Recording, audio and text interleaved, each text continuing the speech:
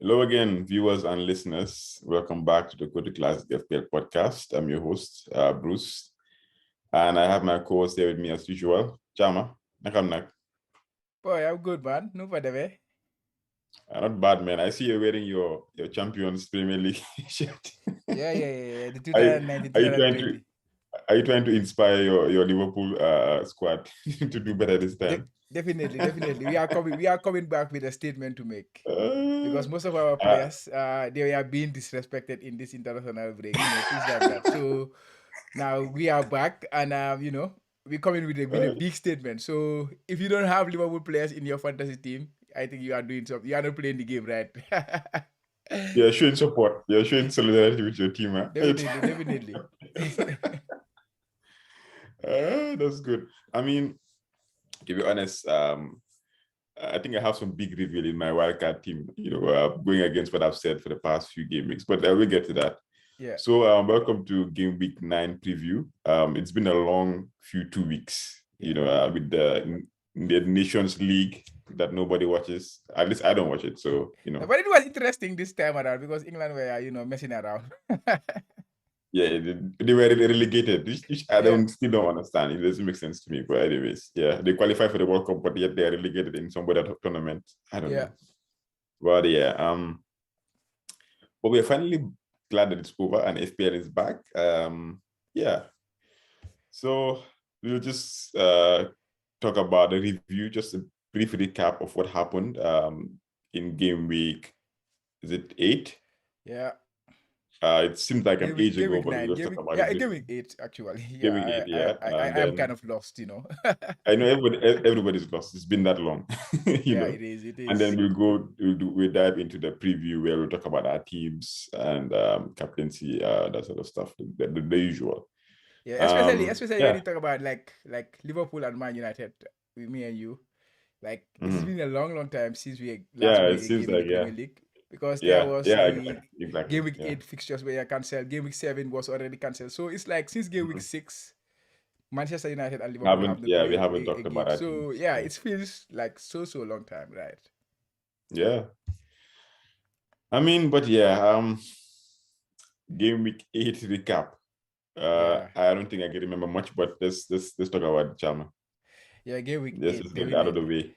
But also, don't forget, we're gonna have a very busy 6 weeks. Yes, I think yes, it's gonna yes, be yes. like about they're gonna Two play games up a to week? like 3 games, 3 days. Every other 3 days they're gonna play a football game. Considering they are Mm. also in the Champions League and the League Cup Yeah, will be yeah. also in the mix.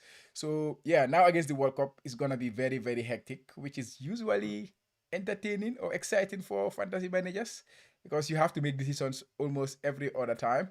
So yeah, we need to brace ourselves and and then but I think everybody is recharged now, so it should not be a big deal. But yeah, looking at game week 8, the last game week, that I think there were only 7 fixtures, if I'm not wrong. Yeah, there were 7 fixtures. Mhm. And I think the big headline there was Son The Heung-min, hat trick. the hat trick coming Yeah. off the bench with his anger, and then pouring everything on Leicester City, this dejected Leicester defense, who are Yeah. conceding left, right, and center. It was a crazy week. Of course, not many managers went with Son. Myself, I went with the free hit. With the news that Son was not gonna start, I decided not to play Mhm. him, which I think was the right decision. So I Yeah. don't dwell, even though he was in my initial plan. So yeah, and Arsenal keep doing their Arsenal things this season. They have been They're winning. exceptional. That team, They're winning, and that's yeah, the they're winning important thing. three. And Mhm. 3-0. And a friend of mine on the group, the WhatsApp page, was saying that, when the Arsenal is leading the table, when an elephant sits on the top of a tree, Yeah, what? Then you said that yeah, they eventually it's don't gonna know how fall they get down. there, but yeah. But we but lose. to be honest, I think they got there with like by playing proper football. They have been Yeah. um the second best team in the league at this moment in time after Manchester City. So they are at the top by not fluke. They are there by Yeah. they are not there Playing by well. chance. They deserve Mhm. to be there, to be honest. And yeah. But But the thing is, they've had a really good start because they haven't played really any big team apart from us. Yeah. So it'll be interesting to see how well they do from now on, because now their fixtures change a bit, and we'll see like what really really good improvements they've made. But we've seen it so far. They've been beating all the teams that they're supposed to beat, which is like a big improvement from Arsenal of the past few seasons. So I think Definitely. that's fine. Yeah, I And even think even if you consider like the United game, I think that game they they lost. played. Yeah, they They outplayed played us. very Yeah, to be honest. they played Yeah. a very good Mm-hmm. football. And Mm-hmm. yeah, Brentford is not a pushover, you know. Of course, Arsenal expected to win Brentford, and but they were going away to Brentford. United, you went there, and I think And you we lost. remember. Yeah, they Yeah, beat it was a us at very home. I hard think game at for you home, guys.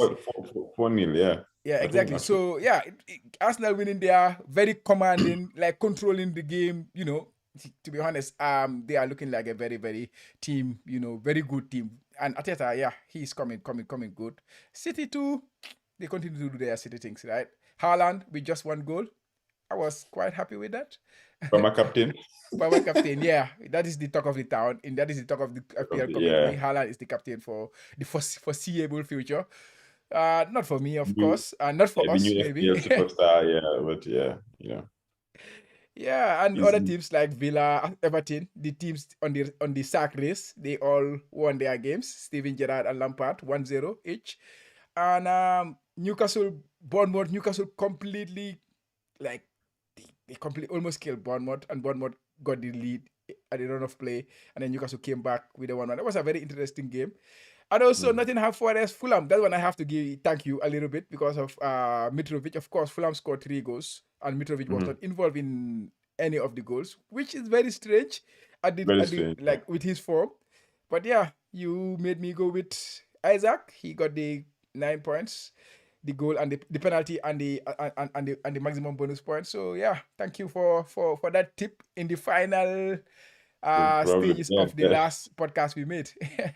yeah, and then Isaac is now injured now, Yeah, he's now so injured. Yeah, he's thankfully, been. I think he'll be out I don't. for a few Yeah, of weeks. course, it's injury, but from my fantasy perspective, he was on my team You've on a already free. utilized him, so Yeah, on a free hit, so it was just there for yeah, 1 week, and he did his yeah. job. And yeah, thank you for that one.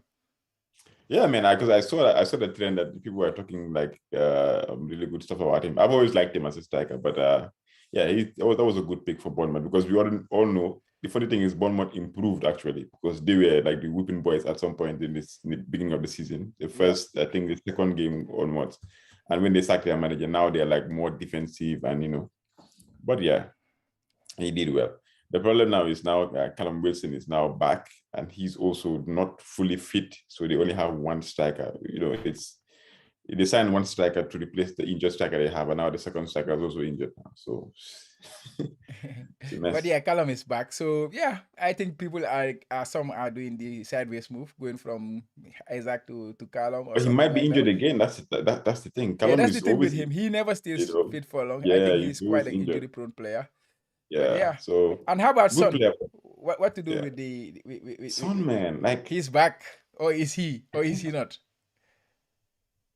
to be honest, I don't want to be somebody who's a negative person, but I feel like it's a good thing to have 3 goals. Fine, it will improve his confidence, and he went away international duties and also scored, I think, 2 goals. That's Yeah, fine. 2 in 2. Yeah. But the goals he scored, right? You are the stats guy. You know exactly what it means. Yeah. They're mostly outside shots. Yeah. And that's not the way Son scores his goals. He scores like really clinical finishes inside the box. So that's why I'm thinking, is it really a Son, or maybe he was just angry? And like I think you mentioned this one time in the I think when he was having his bad run, that Yeah. maybe he was not taking some crazy shots. You told me, I think Yeah. you remember mentioning this, because he's frustrated, and that's exactly what he did. But in this They turn case, out. all the shots went in. Yeah, but you know, I will kind of little bit disagree with you about him. I think he scores low XG goals. Like he scores goals from nothing.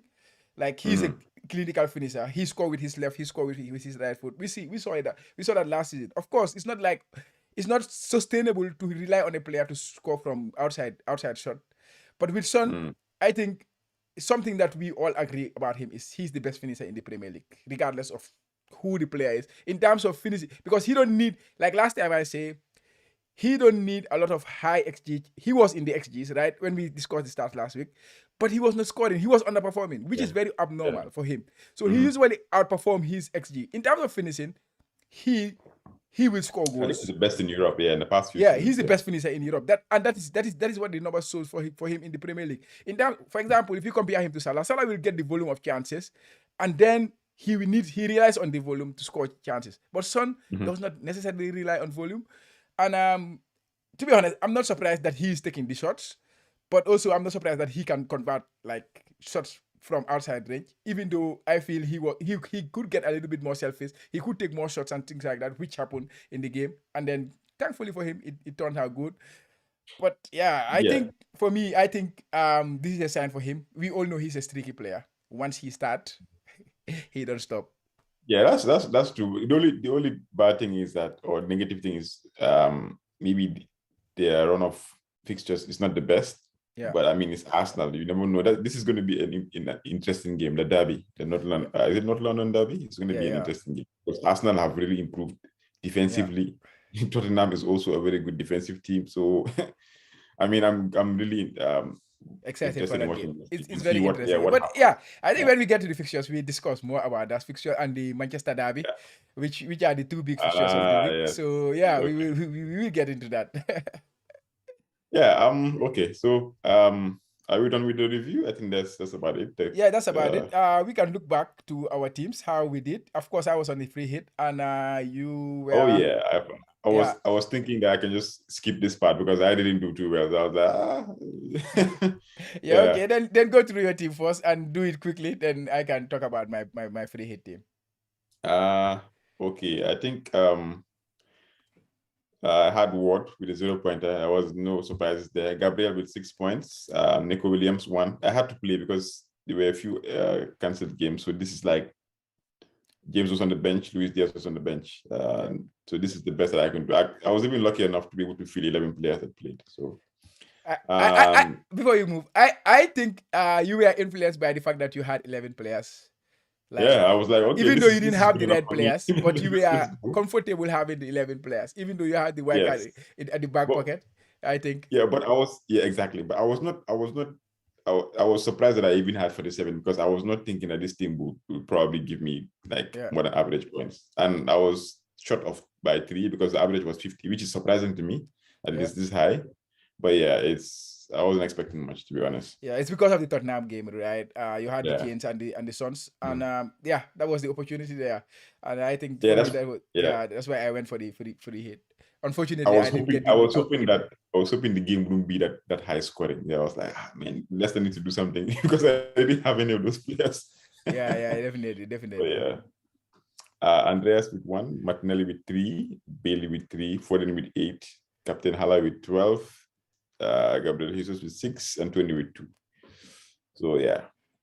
Yeah, it wasn't bad. It was 47, not on the free, not on the wild card. But yeah, and now you still have the wild card, which maybe we will talk about later. Yep. And let's see your free hit team. I think you nailed it on the head. I wouldn't say nailed it on the head because I didn't get the right 3 Tottenham players, which was the key thing. If I had the 3 Tottenham players, which like when we talk about the manager of the week, you will see that was exactly what he got right.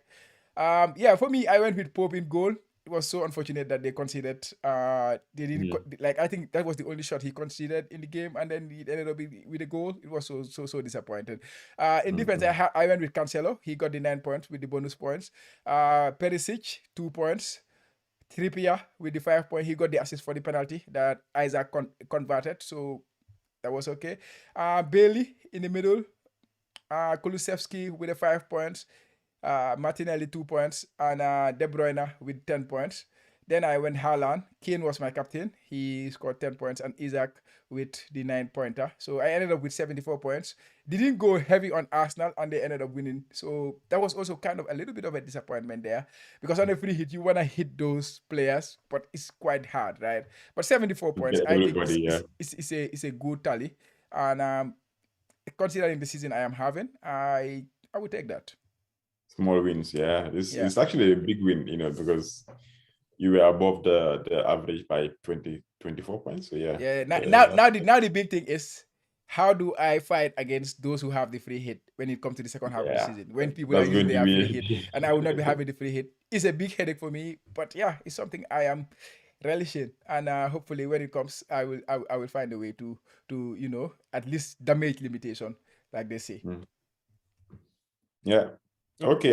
So looking at the team of the week from the Kotu Classic mini league, wow, whooping 93 points. Yeah, that was whooping. That was Wow. From Suleiman Gay, one of our own. He has been on the pod many times. oh, Yeah, yeah, yeah. He also played the free yeah, hit. He also played the free he's hit, on but fire. he did it just a little bit better than me. He went with the three perfect Tottenham players. That was Son, Harry Kane, and Dyer. They all scored. And Okay. the only thing he got Oh wrong was the wow. captaincy. He gave it to Kane with 10, but still 10 points is solid. So yeah, kudos to him. In goal, he had Pope, and he had Trippier also in defense. Digne, who also kept the clean sheet for Aston Villa, and Cancelo also clean sheet. Martinelli, Bernardo Silva, and Son. Bernardo Silva also got an assist in the game. Isaac, he got him the goal. Haaland and Kane, he went with the perfect attacking players, the perfect three. And yeah, and he got Son in 93 points. That was whooping. Yeah, you cannot ask for more on a free hit, can you? No, I don't think so. Just slightly by me being greedy, I would have, if the captaincy was spot on, it would be flying by now. Probably Exactly. jumping rank by. And you know what's funny? With the Son one, I kind of tease Yabi on the Kotu Classic group because I knew that Son was not starting, right?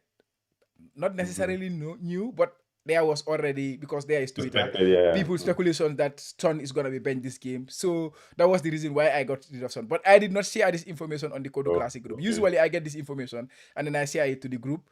Then people react to it. But unfortunately, something was on. Maybe it was not on my mind to share it on that day, so I did not share it. So anybody who had Son and anybody who was on a free hit, if you know that Son was not starting, you get him out of your team, right? And then you go with this. And then I did not do that, so I was still him on that. But yeah, kudos to him for hitting the 93 points. And yeah, and he also, I think this is also gonna boost his season because he did not start the season very well.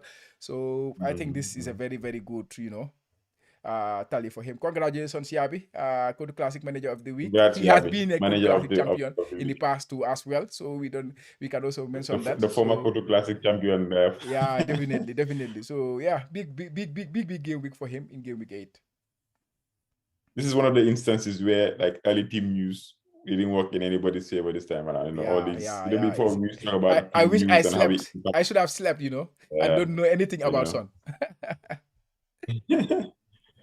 Okay, so talking about the top 5 of the mini league, let's see if we have some movement. In 5th, moving up to 5th is Ahmed Tijan Suleiman. Moving up to 4th is Chisco FC, and moving down to 3rd is Underrate Carrasco, and then up again, Cherry. Up again to 2nd is Old Roger. And then still in 1st is Awareness FC, Mohamed Damfa.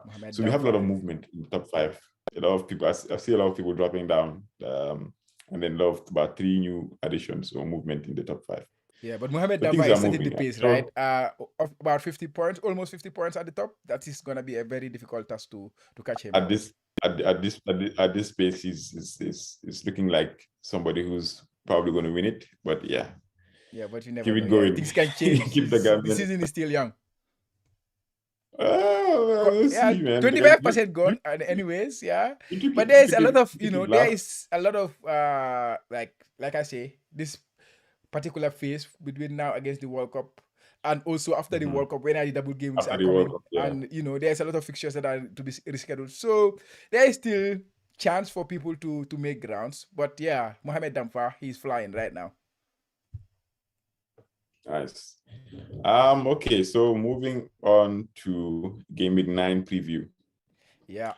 I think we discussed the long view the last time. So do you have any additions you want to add to that? Because I think we discussed it in length and the planning and what we have to do.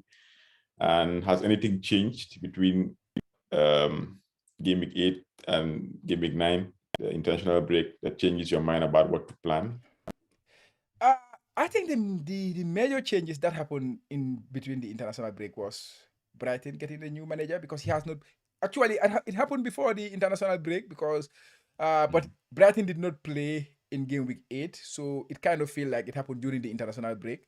But they Yeah. assigned a new manager, De Zerbi. He was the former Sassuolo manager, then went to Shakhtar Donetsk, where I think due to the war he had to leave Shakhtar. But I heard Mhm. some very beautiful things about him, and because Brighton is a team that thrive on planning. They thrive on their recruitment. They are proper planning of stuff. So when they assign a manager, it's not a panic assignment. It's something that they have studied very well, and this They is the person researched, yeah, very who well. is Yeah. fit for our system. So they brought in this Mhm. Italian coach, De Zerbi, and from what I heard about him, he is a pretty attack-minded manager. He likes to dominate the play. He likes to get the ball most of the time, which is similar to Potter. Potter likes the ball a lot, and but he is more maverick. He takes more risks than Potter, because from what I heard, he likes to entertain the opponents to come to him. Like, they can keep the ball, they want you to Then- press them, mhm. but they want to beat your press, and then in that way Mhm. he can hurt you, because he believed that, like, by taking this risk of bringing opponents to your own goal, of course you are putting your own team at risk, because any loose ball there, any press, any counter press that the opponents get, it can lead to a goal. But he don't care. He feels the benefits of what that gives you outweighs the risks. So in that way, the defense, like the opponent's defense, is more open. And then in that way, he uses his technical players to get behind them and then cause some trouble. The difference between him and Potter is maybe in terms of formation. His preferred formation is about 4-4-3, something like that. But of course, Potter is used to play 3-3-4-3 or 3-5-2 or whatever you call it, but he also played 4-4-4-3-3 at times, because Potter is a manager who likes to change things in game. If he sees this team is hurting us in this way, he can change Mhm. the formation inside the game by just changing his players, their position and stuff like that. But this derby, he likes to play with 4 at the back, so that is kind of changing the Brighton defense a little bit. They have played with 3 at the back so far this season, which has worked very well for them. So what is Deserve Mhm. gonna do? And the first game he's gonna play against is gonna be Liverpool, one of the best attacking, like one of the best That's pressing teams pressing teams in the league. in the So world, is he actually. gonna entertain that in the first game against Liverpool? It remains to be seen. But I think he's a very good appointment, and he's a very interesting appointment. He had worked his way similar to Potter from the lower leagues and then up to his level, because he was not that good of a footballer where his repetition win him a place in a team, just like Potter. Potter was never known as a footballer, but as a manager, we know him very well. So it is very exciting to see how he plays against Liverpool first, but also over the course of the season. And I think Brighton could be a very interesting team going forward, but their fixtures they are quite tough. So it's something to watch and see. It is a good opportunity to see what he's gonna bring for Brighton in the Premier League. Huh. Uh, I think I wanted to compare Mm-hmm. Brighton now with the new coach Yeah, who comes with this whole idea, and Eric Ten Hag and Manchester United. These are yeah, two different teams, yeah, but with managers that have their own ideology of how to play, right?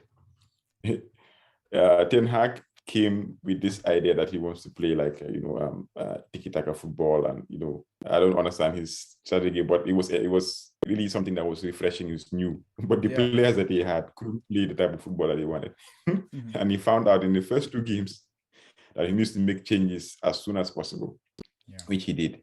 Remember when we played Brentford and we were trying to pass from the back and just didn't work, because I think yeah. all We those got 4 goals, punished in very fact, badly. Yeah, we are self-inflicted goals. The difference with Brighton is that Brighton have been playing a system for the longest time under Potter. yeah, It doesn't matter who's out, who's injured. For some reason, everybody can play a role. yeah, And I think it's going to be different for them. Maybe they might um, translate better with this new coach because of their preparation that they've had under Potter. I So agree. when this new coach comes, they will adapt to his style quickly or quicker than Manchester United did. So it's interesting, but I still feel there's not enough time. Maybe he might want to start being defensive, or it's unfortunate that the first game that you have as a manager is against Liverpool. It's not going to be an easy game at Yeah. all. and a new coach. If he was against Potter, if he was under Potter, you understand because they know the coach. But this is a new coach.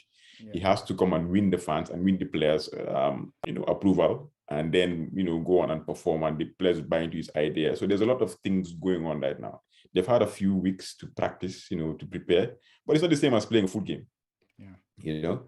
So I kind of feel like Liverpool have a chance. This is like Liverpool have had a bad game, and this is now their chance to take advantage. Even though they had a 9-0 and everything fine, but I feel like they really need to stamp and take advantage of the situation that is happening, or else it's going to really affect the mentality of the players. I just feel like. Yeah. But if all goes well, it's going to be a very high-scoring game for Liverpool, which I'm hoping, based on my wild card. Well, yeah, it's going to be an interesting game. Yeah, it is gonna be interesting. Really looking forward to watching it. And we all like having attacking players. That means if everything goes well, we'll start looking at Brighton players again. The what do you call them again? The ones that have been doing well, the McAllisters and the Pascal Gross and the other winger guy. Yeah, I think Trossard, they're good things. I think Trossard and Pascal Gross could be very crucial for him because they are technical players. Because he is kind of a manager who likes technical players who can play with the ball. And Pascal Gross is one of the most technical players in there. His delivery, his passing, his vision in the game is very good. Of course, sometimes under Potter he was in and out of the team, but he's a very, very good footballer. And I think this coach will like him. And it will be interesting to see how he uses him, because if he plays 4-3-3 or 4-2-3-1, whatever the formation is, he likes to play with a number 10, a technical player up there. And I think that position is suited mostly to Pascal Gross. So Pascal Gross is going to be even more advanced with what if he plays. I heard this. I have to credit us, Fantasy Football, Black Box. He spoke about this, about how he plays the formation and how important Pascal Gross could be in that team. And I cannot agree more with him about the prospects of Pascal Gross, who is currently in my team, and I'm currently thinking of selling. But at least I will wait for another game. Wait and see. The selling is quite interesting, but I will discuss that later. Because it has to do with Son. Son is the thing. So if you are comparing Pascal Gross to Son, then you might understand why you want to sell Pascal Gross, right? If it is for Son, right? And but we will discuss about the fixtures. We'll discuss about the overall scheme of things, how it's gonna pan out over the course of the season, like the fixture ticker and stuff like that. And then maybe I can give you my idea why I think I would do that. Okay. So next we'll talk about, we're still on long view, right? Anything else you wanted to add to those? We can look at the fixture ticker and then look at it over the course of the season, like over the course of the World Cup, before the World Cup start, of course. We have 8 games. We played 8 rounds has gone, and we have 8 rounds to go before the World Cup. And this 8 rounds is going to come within a 6-week period, which is going to be thick and fast. Things are going to come really fast. There are some weeks where we're going to have 2 games in the same week, like have a game, and then in midweek we have another game. So it's going to be coming thick and fast, with the Champions League also mixing it. So the fixture ticker, looking at the fixture ticker, there are some fixture swings. Bournemouth, we know they had a pretty tough start at the start of the season. They had to go to Manchester City, they had to go to Liverpool and stuff like that. So it was pretty tough for them in the first half of the season. So now they have a very good run to go. And people like especially FPL Twitter, the biggest noise right now is Dominic Solanke, who people are thinking about, but they are saying, oh, his XG is that, his XG is small, or he has not done this, he has not done that. But on the grand scheme of things, he could be a very interesting player looking at from now on. Bournemouth have a very good run, like Brentford next. After that, they play Leicester, who are dejected. Fulham, they attack well, but they also concede a lot of chances. Southampton, they used to be not so good defensively, and they used to be a team that but they are doing very well defensively. Unfortunately, now they have some really good players. Yeah, and they have faced really Manchester City. No, they have Southampton. I'm not sure. I think No, they have not Chelsea, faced. They have faced they- some difficult games but they have been doing very well defensively, which was very surprising when I was looking at the data today. They are about like in the top 7 or something like that in terms of defense. Bella Kochap. There's Yeah, a Bela Kottab has a completely, new transformed their player. defensive play. He was in the Germany team against England the other day. I was surprised to see him there. Oh, he's German. Okay, He's wow. German, yeah. He played in that game, and yeah, he's looking like a very good defender, and he's very young. Huh? I think that guy is gonna go. He's Is one. gonna go places. I think they might have the youngest team in the Premier League. I'm not so sure, Yeah, but I think they might have one of the youngest teams in the yeah, Premier they League. might be. They might be them and A Arsenal. whole, there's a lot of changes. Arsenal too have a Yeah. very young team. That's why I'm scared of this Mhm. Arsenal team because it's gonna be unless somebody destabilize them by taking their players, They're gonna they get can go better. Yeah, places. they're gonna get That Arsenal better. team. But yeah, let's talk about Bournemouth. What are you thinking of in terms of this fixture run? Other than Solanke, is anything there? The funny thing is we have only seen that defensively they have made some changes because they are now considering less goals, Yeah. But now that they are facing maybe like more like the opponents that are in their own maybe Bracket. bracket, you can see that maybe their philosophy might change a bit or the strategy might change a bit. So it still remains to be seen what kind of football they will actually give us. But still, Solanke is there because there's some things that you want to do that I was against it in the beginning. Remember, I was like, no, there's no way I'm going to have this guy. But then I thought about it, and you cannot fit all your players that you want, especially if you want to attack the fixtures. Yeah. You need an enabler like him. It's just 5.7 million, very cheap. I don't think there's any worthy striker right now that's 5.7 unless somebody who's permanently on the bench. I think that And bracket is the best. Yeah. Yeah. So I mean, just have him, and if he does well in the first few games, I mean, you can just play him because he's doing well. But in their team, to be honest, I don't see anybody that impresses me. I have not watched their games. I know Billing has been one of the key attacking guys in the team. He's been given license to move forward. He scored a few goals, but I wouldn't want to have Billing in my team in my midfield because my midfield is already full. I have Andreas, who's an enabler who actually does well. So, I mean, how can I fit somebody else in there and not use him? Yeah. I don't think he's the only one. Solanke is the only one for me. Yeah, for me, I would say their defense too is worth looking at. I was pretty impressed with their left back Zemura. He got the assist for Billing in the game against Newcastle. And one thing I like about them, they were conceding a lot of chances, and but they were mostly low XG chances. Newcastle had to score from the penalty. But other than that, Newcastle, they did create a lot of chances, but they were not creating clear-cut chances, I would say. And like you say, they have improved defensively since the new manager came in, like the interim manager, who is interim manager. I know people are worried they don't have a manager, but he's a manager. He has managed the team for three games, so he's the manager, and he's doing well so far. With that said, their goalkeeper is quite interesting, Neto.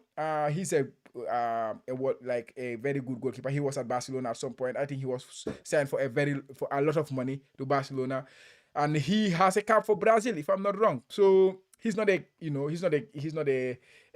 substandard goalkeeper. He's a very good goalkeeper. He has done well since he come into the team after the Liverpool game. That was when he came into the team, and since then they have improved defensively. So you can say he has an impact in how their form change, as well as the coach who came in and the sacking of the other coach, of course. So their defense, I would say the goalkeeper, because he's 4.5. We are looking for 4.5 goalkeepers, especially if you are on the wild card. And looking at their fixtures, I think it might as well to go there. Of course, I cannot go there because I'm not on a wild card or something like that. But it's somebody to consider. And also their left back, Zemura. These are two players that I see they are quite interesting, along with Dominic Solanke. Yeah. And other teams that have very nice fixtures are Crystal Palace, West Ham, Fulham. Of course, I think Mitrovic is the one there, and Leicester. So Crystal Palace, they haven't started the season well. They have been very good last season defensively, and kind of people are living on that. But defensively, they have been woeful. I think they have been the second worst defense after Nottingham Forest so far this season. Caveat that with the fact that they have played at Manchester City, they have played at Liverpool, they have played against Arsenal, so they have played a very difficult fixtures. But nonetheless, they are still the worst defensive team. But if you trust what they did last season, you will see that they will turn that around. What do you think of them? I mean, I kind of feel like they did well initially. So against the big teams, and they haven't really like wilted. I think they even had a few goals against like Man City, where they were leading in the first half, and second half they just they capitulated. But if you look at their defensive stats, you just consider they played some of the big teams, probably even also now they have a ton of fixtures. So that means they're going to be more expressive. Their formation might change because they really have good players. They have the Eze, they have Zaha, they have like two or three strikers in the and team. Good defenders, that yeah. make Anderson and I mean, they're going to do well. That's why I feel like this run of form, the ones you should be focusing on is Crystal Palace, because I mean, West Ham is not doing too well right now. Fulham, we have the two players that we need to get, Mitrovic and Andreas, which I think almost everybody has. Leicester, attacking wise, people do have, like maybe are going for Madison. Apart from Madison, I don't see anybody else in that team that I want. So the only obvious place to go for me is Crystal Palace. And Zaha, even though he misses penalties, he's on penalties and he's doing well. I mean, this season. Yeah, I think Crystal Palace is where to look at. You can even go for Eze. I'm not sure whether he's injured or not. Yeah, but he's good. 5.5 million. He is a very good pick. Yeah. Yeah, Eze is also a good. And the striker, what's his name again? The guy. Mateta. Not the one that I've been. Mateta. Yes, he is a very good striker. Yeah, he's a very good striker, but I'm quite worried about their striking situation because you don't know who's gonna play. That's the problem. Edward is there and Mateta is there, and sometimes they even use Zaha up there. So that is the only difficult one there to go with their striker. Especially you have Haaland in the strike, you have Kane in the strikers, you have Mitrovic, you have Tony, you have options where they are kind of guaranteed players.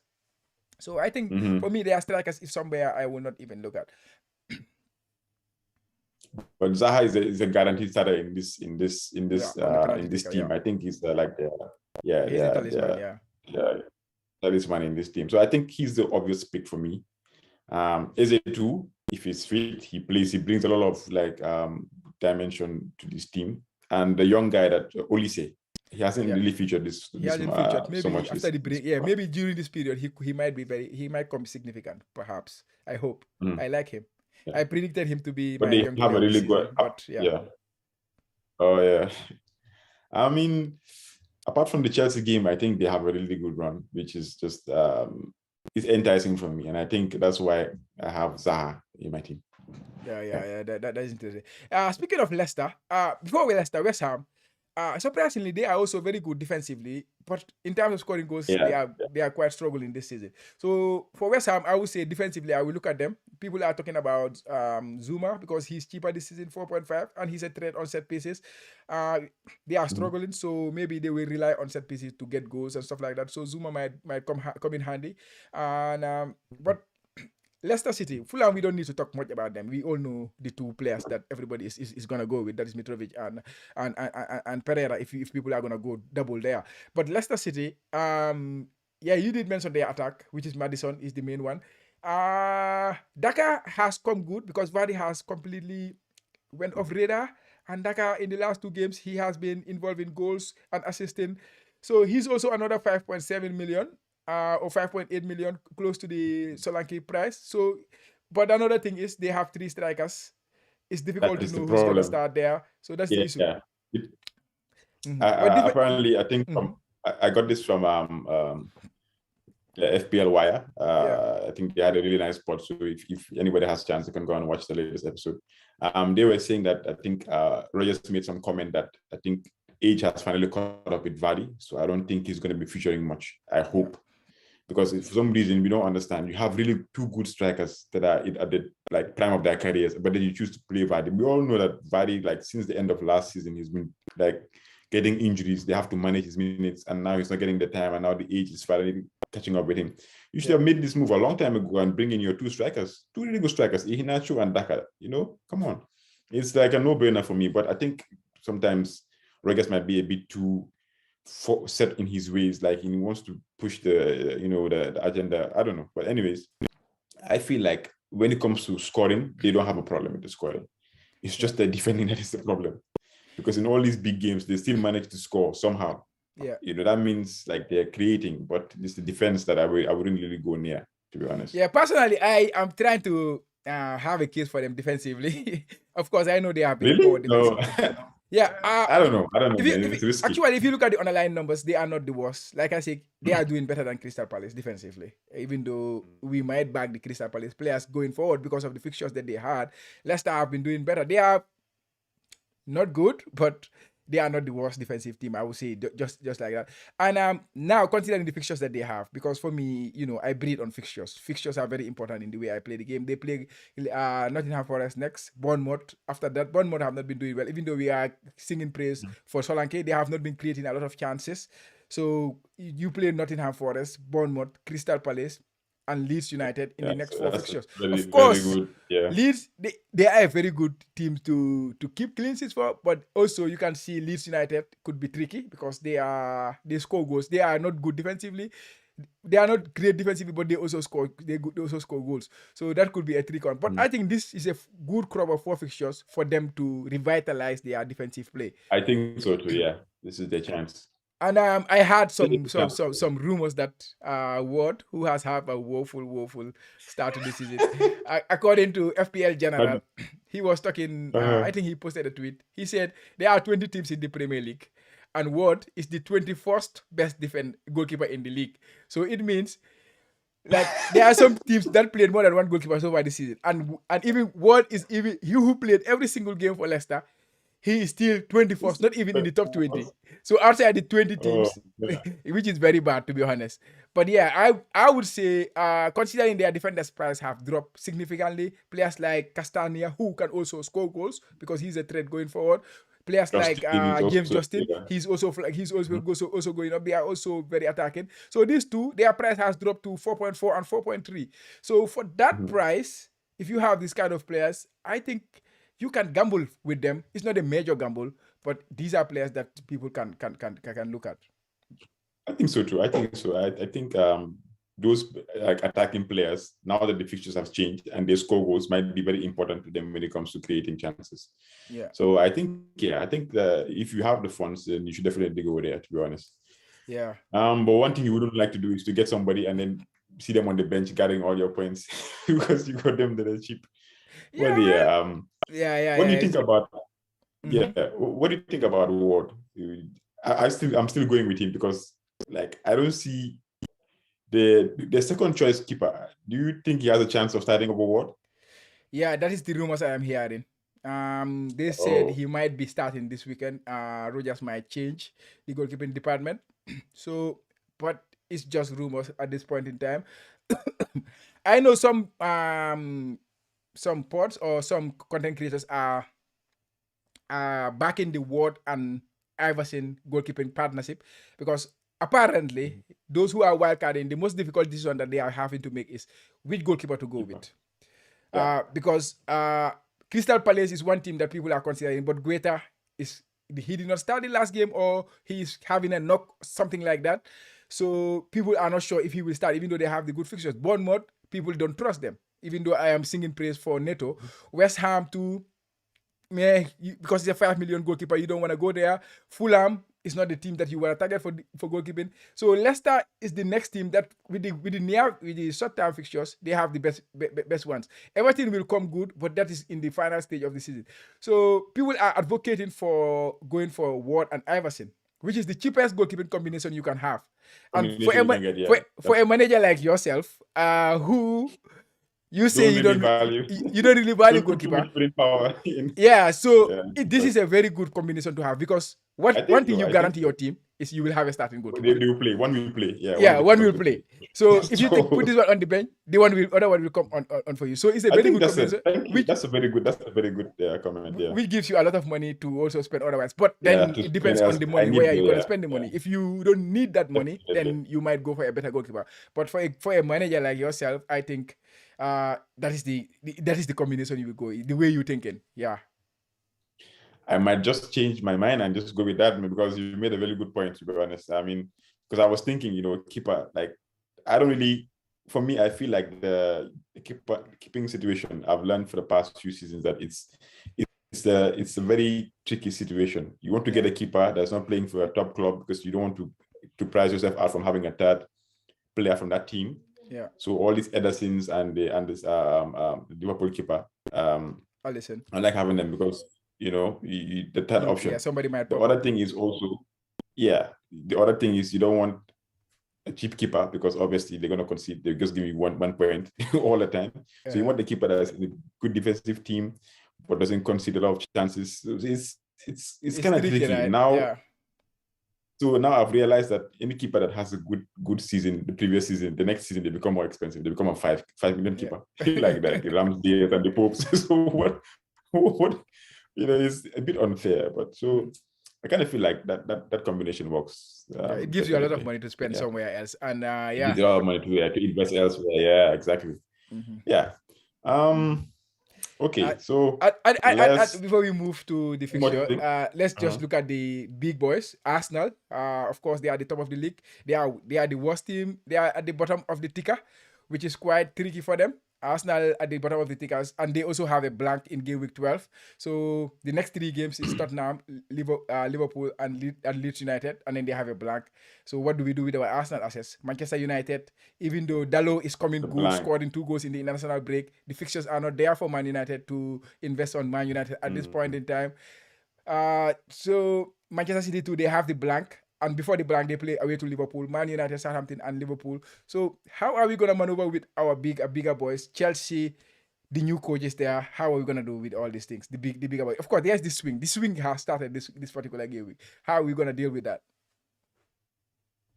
What's your idea? With the Man City, I kind of feel like it's a slippery slope. The Man City Arsenal blank is a slippery slope because it seems like Arsenal have a very tough run of fixtures. But this is not Arsenal that we know of. This is Arsenal from last season, right? They might just have a really good outing in all these games. You never know. So I'm kind of skeptical, like not going with any Arsenal players. I know it's the move to make based on the fixtures, but I'm just feel like there's something that's niggling. You never know. They might just outperform and then you regret like shipping them out of your team, But with all things said, we are playing the fixtures. Man City, Arsenal, they have a blank in 12. So my thinking is just try to save 2 transfers in a bank until you have 2 transfers in 12. So you can make 2 changes. Because obviously Haaland is not going to play. It's expensive. If you can switch Haaland for Kane, that's a very good option to have. If you can make also another big change, maybe if you have a Salah like me, I'm planning to bring in Salah. There's also some, sorry, not Salah. What am I even saying? Like I'm trying to remove all my Arsenal players like in this wild card. Martinelli is still like a hit and miss, but if by that time I only have 3 Man City players, I might decide to get rid of 2 and just have the 1. So I have still 11 players, but then at least I can maneuver that the blank. Yes, I can bench, and then one of my bench players will come in. But you have to plan for it because the Man City players are not cheap, and they're expensive. So right? Yeah, exactly. Yeah, I think you mentioned about before. Yeah, you mentioned about Haaland, and then but then you sell Haaland in game week 12. Of course, planning is key. Look at the next 4 fixtures after that, which is Brighton, Leicester, Fulham, and Brentford. So I think the best way to go about with it is that is where players like Solanke come into play. They are very important because in that particular game week, Solanke Bournemouth plays Southampton at home. You will always start Solanke against Southampton, despite Southampton are doing well defensively.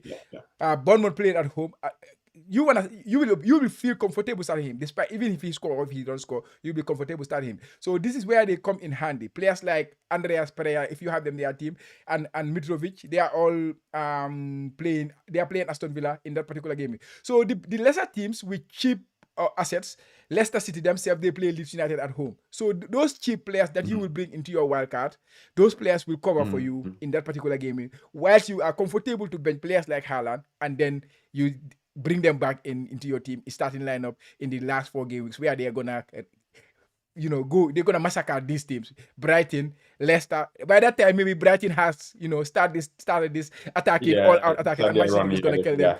And then Leicester City, we all know Leicester City. We have spoken much about Leicester City. Fulham, defensively, they are not great. Brentford, they are not. You cannot compare them to Manchester City. So those 4 fixtures, you wanna have those Manchester City players. So that's where Solanke becomes vital for me. And that's why I want to have a player like Solanke in my so team. You don't in game week 12, do you think you can transfer out Haaland for any striker that you feel like is going to like haul that game week? You think the best thing to do is just to bench him and then yeah, of course, you bring can him back? transfer him for Kane. You can transfer him for Kane and then bring him back him.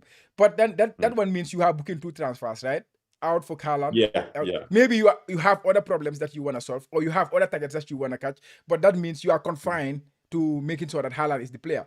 But if you plan your team to in a way that you can bench Haaland in that particular game week, and then you have 2 transfer extra because that particular game week you did not use that transfer, and then the following game week you did not use the transfer on Haaland. So those 2 transfers You will have give one carry you over. option to go to other players. So yeah, you have to just damage the limitation in that particular game week, in my opinion. And I'm gonna bench Haaland in that particular game. I'm gonna bench Martinelli, and I'm gonna bench maybe a Man City defender that I have. I have Walker currently. He's easy to bench because he's just 5 million. So yeah, and then just go with the 11 players that I have and hope that everybody play in that particular game week. Then I will bring back my Man City players for these final 4 fixtures. That's my plan. It's the same thing that happened like this past few, game week 8. I feel like you had a few missing games, and all of a sudden people are playing their bench options. So I'm thinking that maybe by the time we get to the 12, what's going to happen is people will start panicking, and then you start doing some transfers, then get rid of your Man City players and bring in some players. Things change. Yeah, that is what I'm afraid of, because if you are stuck with 6 players from these two this fixture, there's going to be a problem. If you have 3 City and you have 3 Arsenal. Yeah, but you don't need to have 3 Arsenal, right? Especially if you're on a wild card, you cannot get 3 Arsenal because Tottenham, Liverpool, and Leeds, and then blank. Why will you get 3 Arsenal? Who will get? Especially if you're on a free hit. If you're on a wild card, I mean. This scenario, what if Arsenal go on and win all these 3 games? Then that will be. Or for example, right now they beat Tottenham and then they beat Liverpool. It is possible. It is possible to for those things to happen. But at the end of the day, it will be hindsight, right? Because after that, you know the information. But at this point, you will know that these are difficult fixtures. I'm not saying Arsenal with the form they are on, I think they can win all these fixtures. But the fact that they play 2 of the best teams in the league and then they blank in the next 4 fixtures, it is not a sensible move to keep 3 Arsenal players in that particular game, especially if you are playing a wild card. That's my opinion on that one. Yeah, that's a solid one. Okay. How about Chelsea? I was really looking forward to getting Sterling. I don't know, because he's cheap now and I can afford him. And I feel like since most of the premium mids are not doing so well, maybe this is my chance to bring him in. And apparently he scored in I think 7, or was it 6? I can't really remember. Yeah, 6. Yeah, this 2 goal contribution. League, I think. Yeah, I was like, okay, this is a nice time, but all of a sudden, it's like things are not clear with Potter in the team. They don't know what kind of formation he's going to go with. His defenders are being benched, and he's, I think, advocating to play 3 at the back or something like that. So there's a lot of changes and a lot of uncertainty, even from the Chelsea fans themselves. So what are your thoughts on Chelsea? For Sterling, I think he's gonna be the main guy. He's still gonna be the main guy. Yes, the formation last time looked like 3-5-2, and Sterling looked like playing like left wing back. But that is what Trossard played at Brighton. But he does not spend the time there. He spent most of his time in the box or isolated because they want to create the width. But in a way, it is 3-5-2. But if you sift it, James is going to be a right back, Cucurella is going to be a left back, and Sterling, all of a sudden, he's the most advanced player. Even if you look at their touch map in that particular game, in the only game that we see about Potter, Sterling played on the left, but he was the most advanced player on the pitch. And he scored by staying on that wide. So it's a plan for Potter, which he thinks he can exploit, because he want to overload the other side of the pitch and then create the space 1v1. He knows Sterling can take on players 1v1, and then Sterling is very good when he's taking on players 1v1, and he can finish all those chances. But also he can run behind when somebody can put the ball behind for him. So I'm not worried about Sterling. I think he's a very good player at this point to get him. And Chelsea's fixtures are much better if you compare him to Salah, if you compare him to Son, because that is the bracket you have to compare him with. I think his fixtures are better to get Sterling. I'm not going there personally because the way my team is structured, but I am not worried about Sterling, and I think Potter will get the best out of him because that is what he does. That is what he did with Trossard. I think Sterling can have similar impact as Trossard, just in a better team and in a better environment. So James is the other interesting one. That one is James is the interesting one. Yeah, he's a fixed pick because one, Tuchel treated him like a kid sometimes, benching him here and there, bring him in center back sometimes, like easing him sometimes. We were never sure that James will be a fix, even though he was he was the best right wing back at Chelsea. But we were never sure that Tuchel will play him there because maybe he's rested, maybe he's playing right center back, but I don't think he will be playing that way in Potter. I think Potter will use him on the right wing. From like this is my feeling, anyways, at this point. But I might be wrong. And so he is the player that I think he's a must-have in this Chelsea team. Must-have, we don't usually use that word often, but I think he's looking like the main one in that Chelsea team. Yeah. Okay. Yeah, I think we have spent a lot of time on long view, but it's been interesting to discuss all these things because this is what we're here for, to talk about the possibilities with the fixture ticket, because this is a very important part of the season. This 9 to 16 is very important. Definitely. So I think I kind of feel like your season can be a make or break in this section if you don't take it seriously. Yeah, definitely. So moving to the fixtures for Game Week 9. Yeah. So first things first is the derby, the North London derby. This is two teams that have been rejuvenated in this season, and things are about to get real now. You see, separate the boys from the men. Yeah. Arsenal versus Spurs. So, yeah, which other fixtures jump out to you as a possible fixture to target at this point? FPL-wise, I think Leicester, Nottingham Forest. That's the one. Liverpool is a is Nyambi Butoila, Ken Hamud Fumodame. Because we don't know what Brighton are going to. It's a very critical game. It's a very critical one. And Liverpool are trying to find their way back. I'm happy.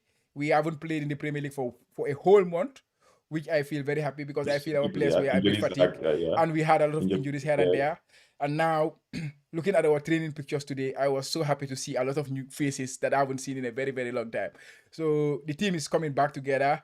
We're rested. Most of our players did not go for international break. Some of them, players like Salah, he played the first game and then his international coach gave him the second game as a rest. Players like Thiago, they did not go to the international break. Matip and, Van Dijk played a couple of games very early and he was back. Trent, he did not represent England at all. He is coming back with an intent to make a statement, stuff like that.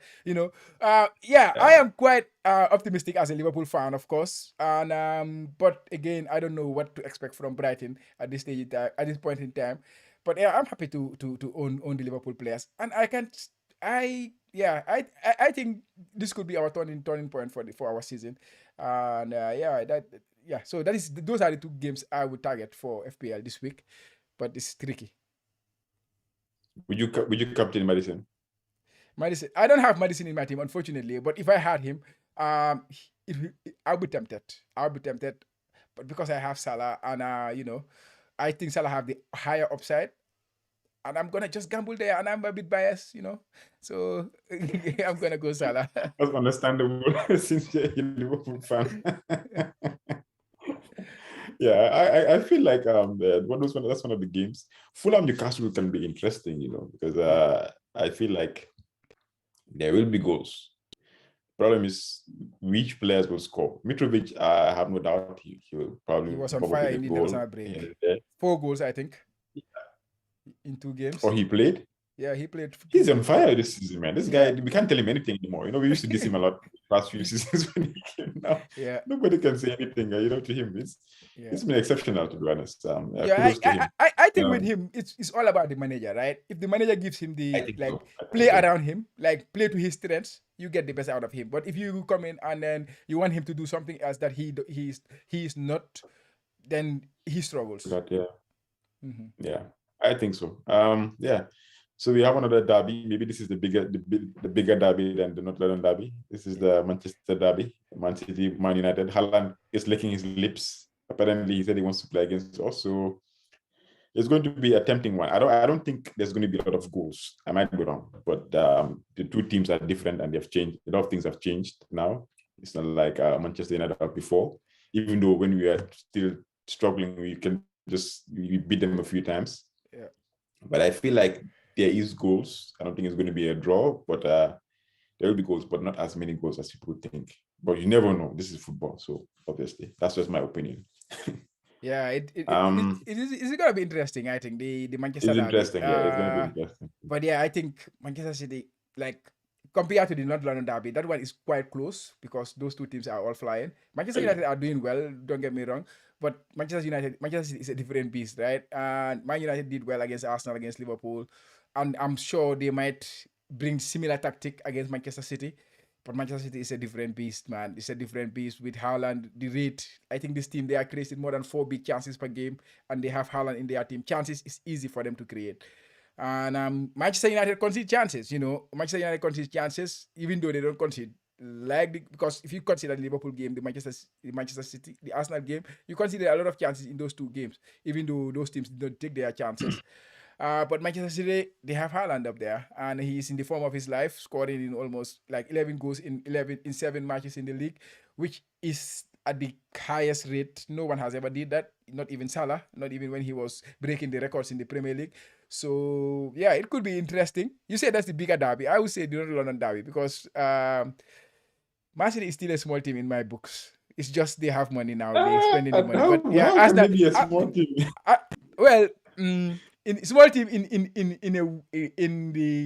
in history wise, but not London. I think that is the true derby now. It's the true derby. These two teams, whenever they play, it's crazy, right? To be honest, I like the not London derby. The Manchester is the bigger club, but Manchester City is the better team right now. Is that not right? But not London. Who's the bigger club there? Arsenal will claim it, but Tottenham can say we always beat them, and so this is the fixture where Arsenal win the home games and Tottenham win the away games. So I'm backing Arsenal in this particular fixture to come good. But Tottenham this season, as we see, they have been doing well. They have been winning games when they are not doing well. And Arsenal, they need to play well and then win games. So that is why this game is quite interesting. Conte, he's a very good coach. Richarlison is flying. Harry Kane is flying. Son has just found his form. It will be very interesting. I think I will enjoy that game more than the Manchester derby, to be honest. It will be more interesting. It's going to be interesting. I'm also excited to watch it, to be honest. But at least we have been treated to 2 derbies in the week, the top derbies. So definitely. Yeah, let's see how it goes. I think Leeds, Aston Villa. I think they're doing well defensively now, and this is going to be a more open game because the way Leeds play, they invite you in. So I see a lot of goals in this game too. Definitely. Okay, so captaincy taker. Captaincy. Is there any obvious choice? Initially, it was Leicester because they played the worst defense. Nottingham Forest, but because it's Vardy, now he's the best player there. He's the most expensive player. But right now, if you were a captain, a Leicester City player, it has to be Maddison. He's the player looking like on form. So yeah, I would say that Vardy can be replaced by Maddison, but still, I think Salah and Haaland are the better picks, even though the ticker is putting them second and third. Haaland, people are underestimating Man United on Haaland, that he will just come, and do, because of course last season people did not captain Salah. They have that fresh memory when the Liverpool played Manchester United, and Liverpool were flying at that point in time, and that is still fresh. But I still think, because it's a derby, you never know what's gonna happen, right? And Liverpool game too, you don't know what's gonna, it's tricky, right? I think Maddison is the player that is kind of sure to score a goal this week. But anyways, Vardy is the best in the ticker. Salah, second best against Brighton. Haaland, KDB, third best against Man United. And then you have Ward-Prowse playing Southampton because he's now the better player. Everton, and Solanke playing Brentford. Then you have Bowen playing Wolves. But West Ham are struggling for goals. Bowen is struggling for form. No attacking return so far this season, so I will not do there. So I think for me it's between Maddison, Salah, and Haaland. Okay. Where are you going? I think to be honest, like those 6 options are the top best options. It's just like depends on you which one you prefer. I think at this point, especially the top 3. So those ones are like, sure, but you can swing either way. Yeah, definitely. So finally, our team selection. Since I'm on a wild card, I think I wanted to ask you this question. This is my first draft based on like all the information that I have, like what I feel like, it's like I'm already going to make some changes, because in the goalkeeping section, I think I am definitely going to go with the 2 Leicester keepers. So Guaita might be out. So this is my draft team for those of you listening. Right now I have Guaita and Ward keepers. In defense, I have Cancelo, Guehi, James, Nico Williams, and Trippier. Midfield, I have Zaha, Madison, Salah, Foden, and Andreas. Up top, I have Solanke, Mitrovic, and Haaland. So, what do you think about this team? Yeah, I think you say about the goalkeeper. I don't need to say much there. Because those two goalkeepers are all risk of starting or not starting. Because I mentioned Guetta is. They're not sure if I think he didn't play last game and he might be having a knock or something like that. I don't know if he's gonna play. So that one needs to be addressed. Defensively, yeah, I think you went with the three obvious ones, which is Trippier, James, and Cancelo. Those are the three obvious picks that player managers are going with. Um, Neko Williams and Guehi too will come good after the Chelsea one. Even though I said they are not good defensively, Crystal Palace so far this season, but yes, you have to put it into context. Why are they not good? And there is a reason for that because of the teams that they've played. So, judging by their form last season, they are a good defensive team, so they should be fine. So that is okay. I might think of a Liverpool player maybe in defense, but Liverpool have not been doing it, so it is understandable if somebody will not go there. As a Liverpool fan, given that tick, it might be a little bit biased from myself that expecting they will come good. But I know Trent.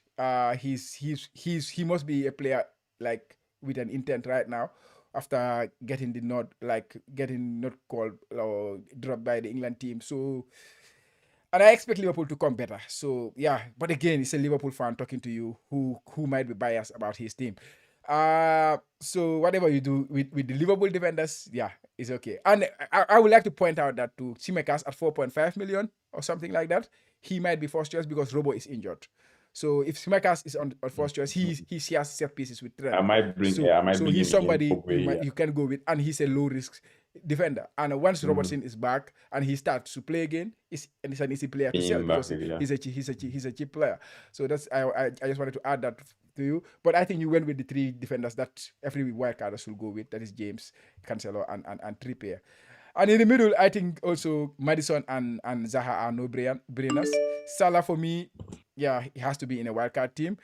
And Andreas, like I say, he's gonna be come in handy in game week 12, so he's a very good pick. And yeah, Foden, he's doing it. He did it for you last week, so nothing to say about Foden. So yeah. And up top, you went with the three players. So yeah. I don't have much thing to say in your wildcard team, to be honest. I think this team is playing the fixtures actually. So that's what I'm going with. Yeah, that's why it's easy for me to endorse because it's fixtures. It's not form. It's not form based. Okay, yeah. So let's look at your team for the GW9. Yeah, my team, because I free hitted last week, so I knew what I was gonna have in this game week, and it's come in handy very, very well for me. I have the double Chelsea defense. I started Ward, even though I have Pope, who is playing Fulham away, because I just like a player play, and I said I'm backing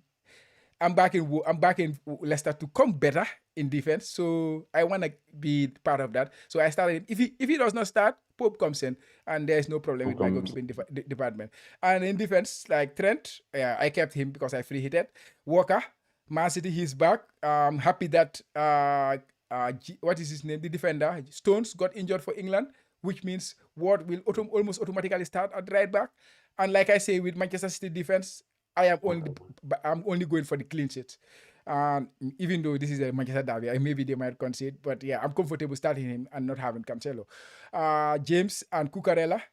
Chelsea, they have not been great defensively, but I expect them to be better. Cucurella, because Potter know him very well. I think he's quite nailed to start, so I'm comfortable starting James and Cucurella too. So I think I'm very comfortable with my defense. In midfield, I have Salah, Luis Diaz, so I have triple Liverpool, and Martinelli in my middle. Salah is my captain. Then up top, yeah, Jesus, Haaland, and Mitrovic. I can do Jesus to Solanke, but I can just save my transfer and then do that move next week. So I'm not in a haste to make that, because Solanke, I need him really, really for game week 12. Not necessarily. And as an enabler to bring in Son for Luis Diaz. Because in game week 11, when Manchester City play Liverpool, I need Son as my captain. He plays Everton at home. So yeah. So I have planned myself quite well. Because I'm not captain Salah, I will not captain Haaland when they play each other. So I will rather captain Son, and this is an opportunity because not many managers will be able to go there if you have Haaland and Salah in your team. And I breed on these little opportunities to claw back my ranks. What do you think? I think that's a good move, but for me, I just go Salah to Son. It's easy. That's what that was my main issue when I was building the wild card, because I was like, okay, if I get Salah now, there's no way I'm going to take him out anytime soon, because the fixtures, even though the two difficult fixtures, Arsenal and Liverpool, Man City, he still managed to score in those games. So what's the point in trying to get him out when there's a possibility he might do well in those fixtures? Absolutely. So right now, I think the next few games is like to see how Liverpool bounce back. That's going to be key for me. Yeah. If I see that they're still struggling, then I was like, okay, I'll be confident. Okay, let me take them out because they're not doing too well. But if they do well, then it's going to be, when do you get them out, or do you leave them in because they're still going to continue doing well? That's my problem now. But we'll see. Yeah, and with Salah, I think you mentioned about the two difficult games. That is Man City and Arsenal. I think if you look at his record against the bigger teams in the league, well against them, it's insane. It's insane. All the big teams in the league. And I was just checking, out of curiosity, what has Salah done against these teams over the years? He has scored against Manchester City and Arsenal every single year since he came to the league. Every single year he has scored against them, right? And especially now he's playing at home with Manchester City. We just watched the Community Shield. He scored a penalty. He was not involved in the game. Scored a penalty, got an assist. If that was FPL, that's a 12-pointer for Salah against Manchester City, which he does almost every single time, almost every other time. The only season that he did not score against Manchester City was like in 2019, 2020, and that year he scored against them in the Champions League, home and away, and then played them in the league. He did not score that following season. For me, I am quite comfortable with Salah playing against Manchester City, and because he turns up for bigger games, and I'm not worried at all. Especially if Liverpool will need this game very well, right? Because Manchester City are ahead of them. So they will go with consider they play at Anfield, the fans cheering them, and every player coming back from injury. Of course, another Liverpool fan talking here, being biased, being optimistic, but I can see that Liverpool will be up for that game, and usually they turn up for these games. And Salah is one of those players who usually turn up. For the challenge. Yeah, anything else we forgot to mention? I think we've discussed it. I think we discussed everything. I think I kind of feel confident in my team. We are going back. We are coming back to form. The international business has taken a lot away from us, but I think we had a very interesting, long discussion. I think, I don't think there's much to discuss. Yep. Okay, so we've come to the end of the pod, listeners and viewers. Thank you for sticking with us. It's been a while, a long 2 weeks in my opinion, but we are back. FPL is back, so we're happy about that. Thank you for always supporting the pod, and we wish you a very good resuming of the FPL in GW9. Things are about to change. It's about to get crazy, so make sure you always check your teams. Make changes. Brace yourselves. Catch you guys on the next one. Thanks, guys. Goodbye, guys.